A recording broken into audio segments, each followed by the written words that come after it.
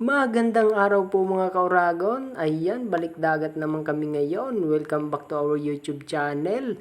At yung mga hindi pa po nakasubscribe sa aming channel, please subscribe. At huwag naman pong kalimutang i-like at i-share ang aming mga video. Salamat ho sa inyong panunood. Ayan, sa araw pong ito ay kami ay magpapandaw ng bubo. Doon po sa ilog. Bubo po sa alimango, at mamaya pagpauwi na kami, dadaanan namin sa laot yung bubo sa pusit. Sana naman ay pala rin kami makahuli ng alimango o kaya naman ay pusit mamaya. Ayan, kami ay papunta na ngayon sa ilog. Ayan po ang aming hanap buhay sa araw-araw. Kung hindi humanisid ng isda, manghuli naman ng alimango. Ito, at nakarating na kami sa ilog at may nadaanan kami ditong naglambat ng isda. Ayan, marami silang huli. Ayan, ang tawag po sa amin niyan ay balanak, yung ganyang uri ng isda. Kasing tulad ng bangus ang itsura niya. Ayan po, oh. Patapos na po silang magkuha ng kanilang lambat at marami po ang nahuli nila. Swerte sila ngayon. Ayan, tingnan natin ang kanilang huli. Ayan po ang huli nila. Kalahating cooler. Ayan, tinanong ko dyan si ate.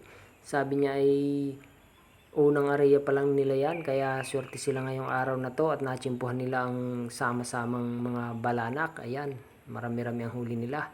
Kaya pag nag-areya pa kasi sila ulit niyan, ay pagka sinwerte ulit, puno na yung lagayan nila.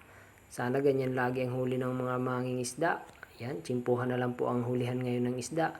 Kaya ayan, ang bait ni ate dahil nakarami sila, inalok niya ako dyan. Kuha na raw ako ng pang-ihaw, kaso ay hindi na ako kumuha dahil lagi namang isda ang aming ulam. Ayan, at kami ay magpapandaw naman ng bubo.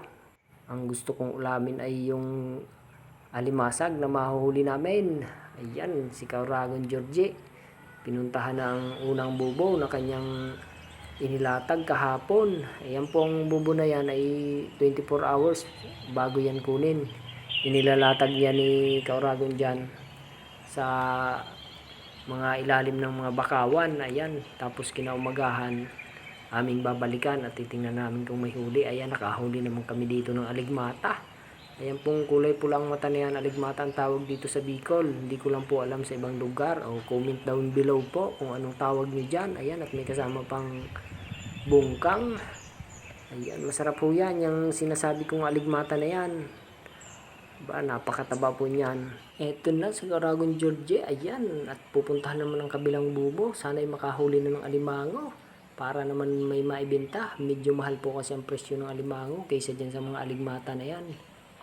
Ayan na, pabalik na. Sana may huli. Ang panghuli po ng alimango ay iba't ibang klase. Meron pong dinadakma. Ayun, yung nakita nyo yung una naming video, yung dinadakma ni Kauragon Georgie. Ayun, ganun po ang panghuli. Sinisisig dyan sa ilog. Ito naman bubo, ito ang pinakamadaling uri ng panghuli ng alimango. Ayan, nakahuli. Nilalagyan po ito ng pain. Ang pain po nito ay yung isda. Ayan, binabalot po sa kugon para hindi po agad maubos ng mga alimango. At sila ay manatili dyan sa loob. Kasi pag naubos po agad dyan, kakagatin na nila yung lambat. Makakalabas po sila. Kaya binabalot po ng kugon yung pain na isda. Ayan, tiyagaan lang po sa ganitong uri ng hanap buhay. Ganito po ang hanap buhay ng mga mangingisda dito. Minsan naman pagka malinaw ang tubig, naninisid po ng isda.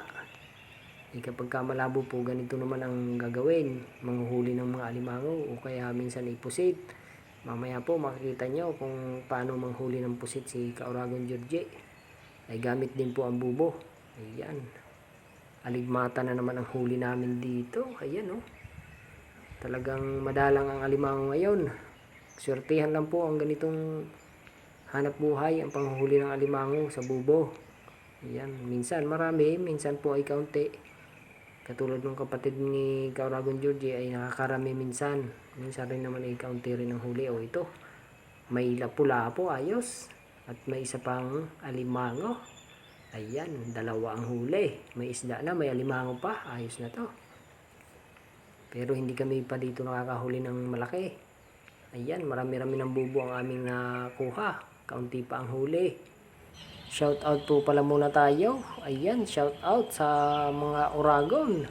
Yan, sa mga orago ng mga pugi at manggagayon dito sa Bicol. Shout out sa inyong lahat. Salamat po sa inyong panunood. At kung bago pa lang kayo sa aming channel ay huwag pong kalimutang mag-subscribe para lagi po kayong updated sa aming i-upload na video. At shout out din po sa mga kababayan ko dyan sa Camarines Norte. Especially dyan po sa Panganiban, sa may Osmeña at sa Bagong Bayan. Shout out po sa inyo dyan. Sa aking mga kamag-anak dyan, shout out. Ayan, salamat po sa inyong panunood. Eto na naman si Kauragon Georgie, talagang sipag nito. Ayan, mahirap po pagka ganitong low tide kasi maglalakad yan sa mga kailaliman ng bakawan. Ayan, dati po pagka mataas ang tubig, langoy yan si Kauragon Georgie dyan, nilalangoy niya ang pagkuha ng bubo. Kaso ngayon low tide kaya naglalakad. Yan, putik po ang ilalim niyang mga bakawan na yan. Kaya mahirap po dyan maglakad. Ayan, langoy ulit dito sa Kauragon. Ayan na naman, susuot na naman sa ilalim ng mga bakawan. Sana'y makahuli naman ng malaki-laking alimangaw. Ayan oh. Talaga namang napakahirap ng hamanap buhay na ganito. Kaya yung mga bumibili dyan ng alimangaw, huwag na kayo magtaka kung bakit mahal ang presyo ng alimangaw. Ay, ang hirap na hong manghuli ngayon ng alimangaw. Oh, ayan, kakaunti po ang huli namin. Ayan oh. Iisa ang laman, medyo maliit pa. Ayun. Wala pa kami nahuhuli ng malaki rito. Ang dami na naming napandaw na bubo. Ayun. Tsaga-tsaga lang, baka naman makahuli ng malaki. Ang presyohan po pala ng alimango pagka kayo ay nabili, yung malalaki po, mahal-mahal ang presyo noon. Kapag ka maliliit, medyo mura rin po. Ayan, ang dami na ng bubo namin nakuha. Kakaunti pa ang haming huli. O, ito na. Pabalik na naman si Kauragon Georgie. Sana naman may laman na ang bubong ito. Ayan. Oh, okay. May laman. Kaso nga lang maliit. Oh, small. Pero okay na ho yan. May bibinta na rin yan. At lamang tiyan na rin yan. Kaya kukunin na namin. Madalang po ang huli ngayon sa alimangaw. Talagang surtihan lang ang panghuli dito. Ayan, no. Wala. Kahit marami na ang napandaw na bubo ay kakaunti pa ang huli. Ang nilatagpong bubo dyan ni Kauragon Georgie ay 18 piraso.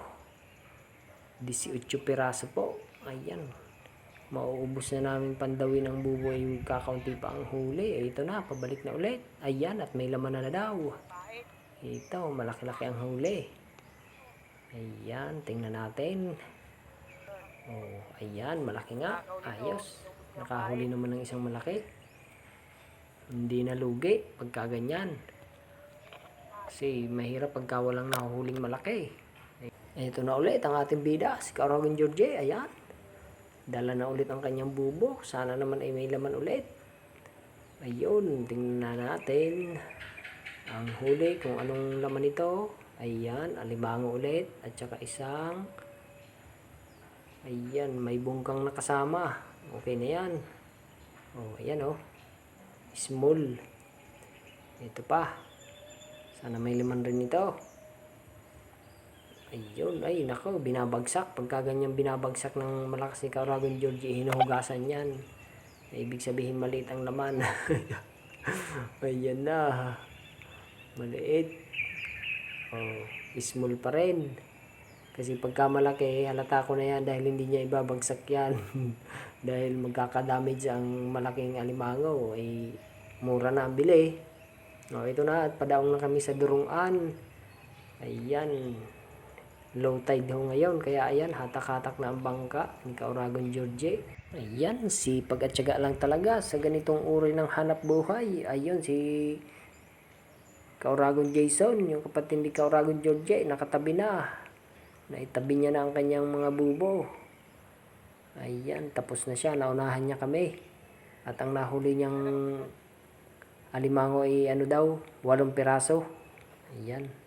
O, ito ang aming mga huli. Malinis ang aming bubo. Ay, ganyan talaga ang buhay. Balik na lang kinabukasan at baka makahuli na ng marami. Ayan, at ako'y naligo na diyan dahil napakainit po ng panahon.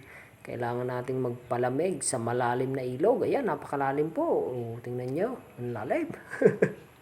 Ayan, at si Kauragon Georgie naman ay inaayos na dito ang kanyang mga alimangong nahuli. Yan, tatalian po yan upang maibinta ng maayos. Kasi pagka hindi po yan tinalian, abay magkakagatan yan, matatanggal ang mga paa at papayat. Ayan, ang bilis na ni Kauragon Georgie dyan, nagmamadali na.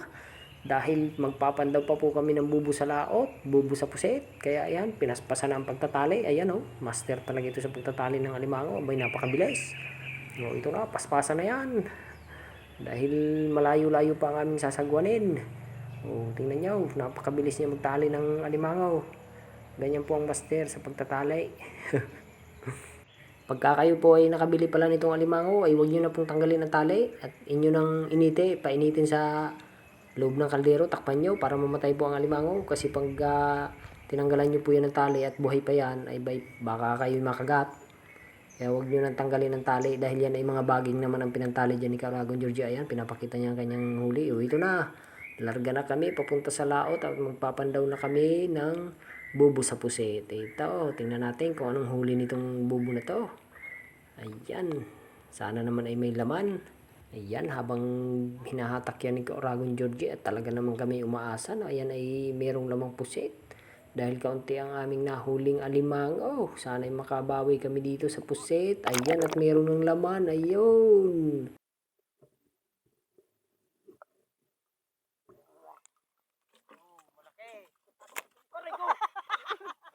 Nakupsita na naman ako.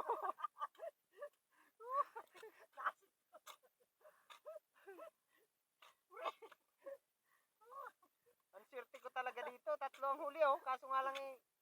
Ay, lagi akong nadadali ng ano. Ng pinta. So, tingnan nyo. Pati ang camera ng itim.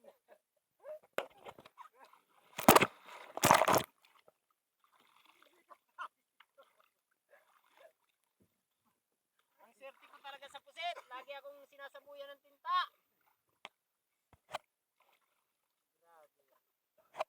Ayan, talagang napakaswerte ko dito.